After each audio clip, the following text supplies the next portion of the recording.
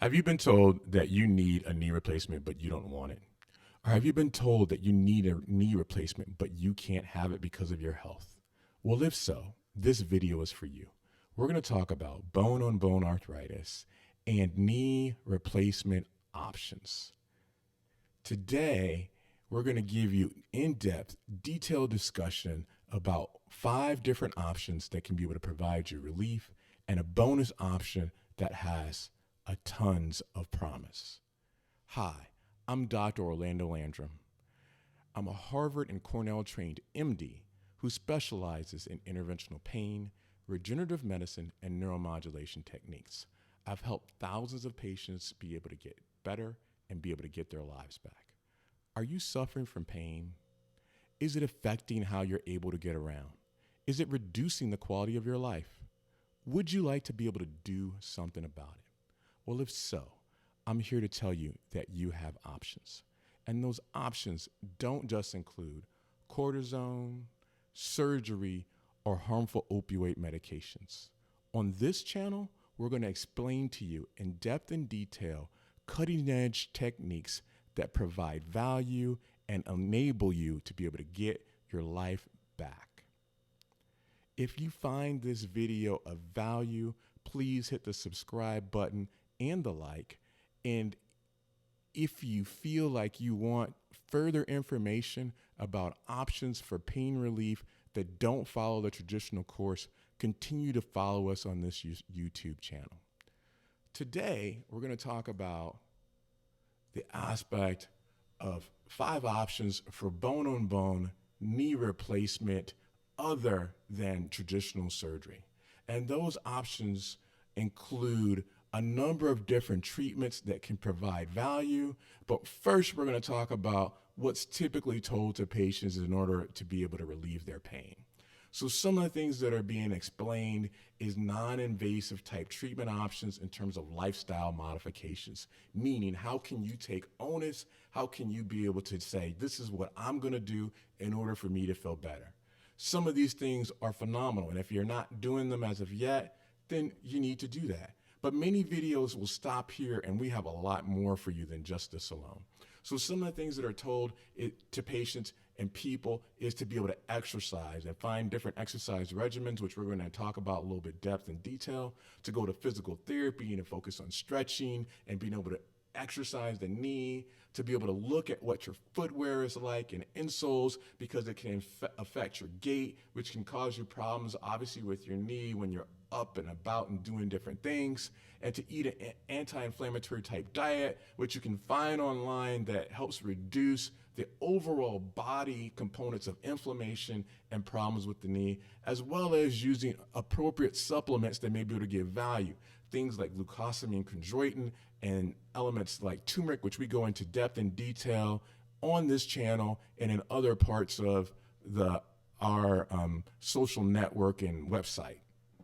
Some stretches that are utilized and recommended to patients include yoga positions that are going to be things like child's pose, warrior 1, warrior 2, potential eagle pose, and then for other exercises, they're going to be things like clamshells, potential pistol squats, quad sets, hip raises, step ups, but all those things need to be done in modification. And many people can't be able to do this right off the bat. So what are some of the options that you can be able to talk to your doctor about, talk to your healthcare provider about, that may be able to get you some value? So option number 1 includes that of viscosupplementation. So what the heck is that? So viscosupplementation is the injection into the aspect of the knee joint with hyaluronic acid, which is a natural occurring substance that mimics synovial fluid. Synovial fluid is a fluid that's present within the knee that helps lubricate the knee. It helps allow the knee to be able to move easier. And what it does is it provides pain relief, which is greater than cortisone.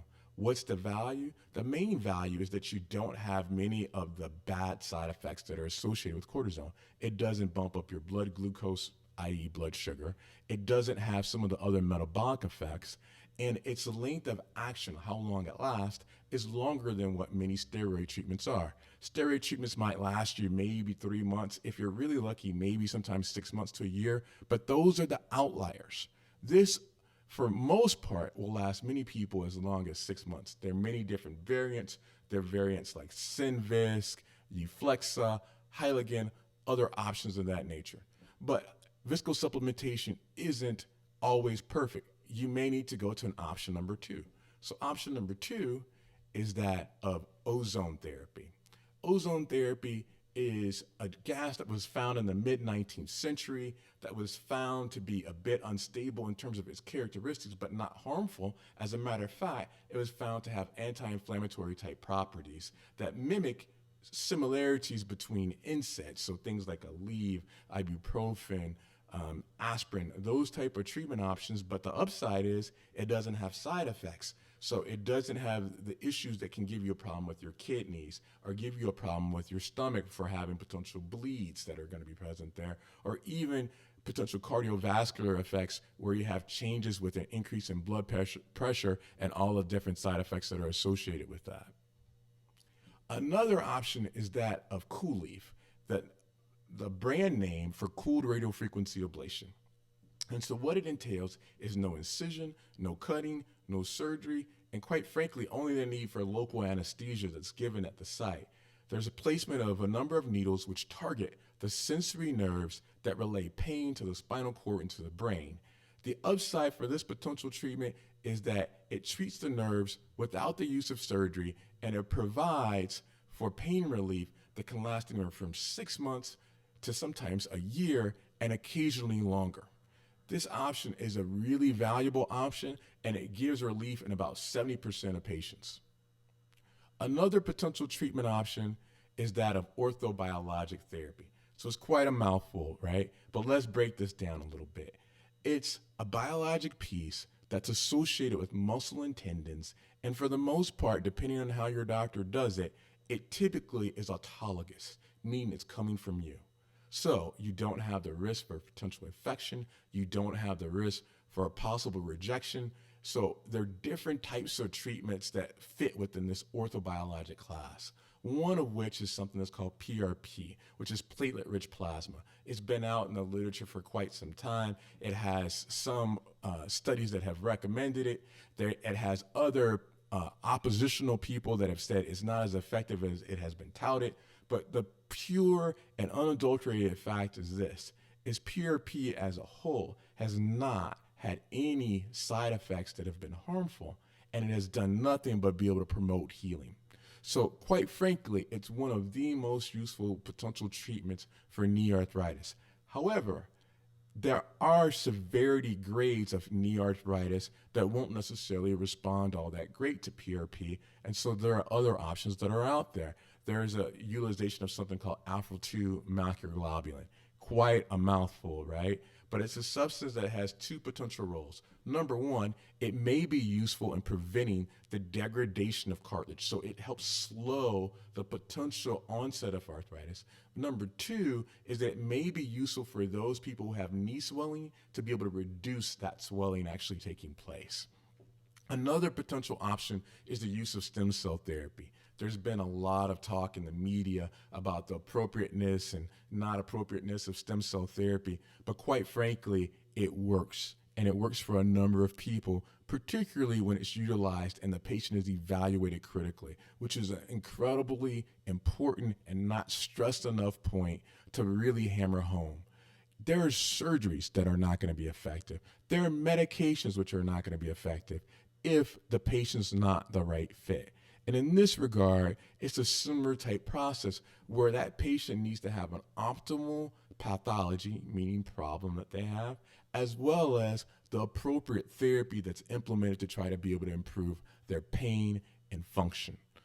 The following treatment and the final treatment that kind of fits within this classification to an extent is something that's called a Macy procedure. It's something that the orthopedic surgeons use, and in this case, it is surgery, so it kind of violates our rule of options other than traditional surgery, but it's not a knee replacement. It's typically for something that has a focal issue, meaning it's a small area that has a loss of cartilage, where there's a growth of cells that are allowed to be able to expand and then placed there through a surgical means that may be able to allow patients to be able to avoid the utilization of having a full-blown knee replacement It is a potential option, but it's not a common one. A fifth option is that of iovera, which is cryoablation. It's the utilization of a special tool that provides liquid nitrous oxide that's safely applied through microscopic needles that are able to be placed at both superficial as well as deep nerves that relay pain. So it helps stop and block those nerves by providing cold sensation, and that pain relief can last anywhere from 3 months to sometimes 5 months without any of the side effects, again, of things like cortisone.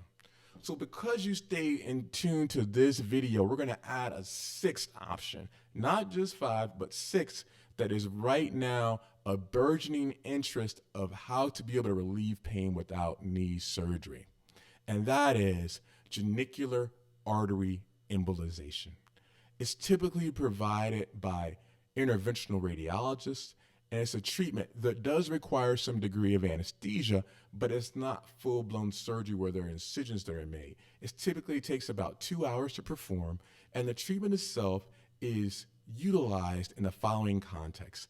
There's a catheter that's placed within the blood vessels that target the aspect of the knees, and those blood vessels have unusual aspects that target the components of inflammation, and they can be able to kind of figure out where that inflammation is in relationship to certain parts of the blood vessel. And they say, okay, well, now that we've found this, we can put a substance there which stops those bad blood vessels while still providing good blood flow to the knee.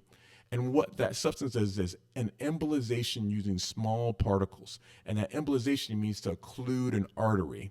And following that, what they've been able to see in a number of studies is not just relief for 6 months or a year, but sometimes it can last as long as 6 years.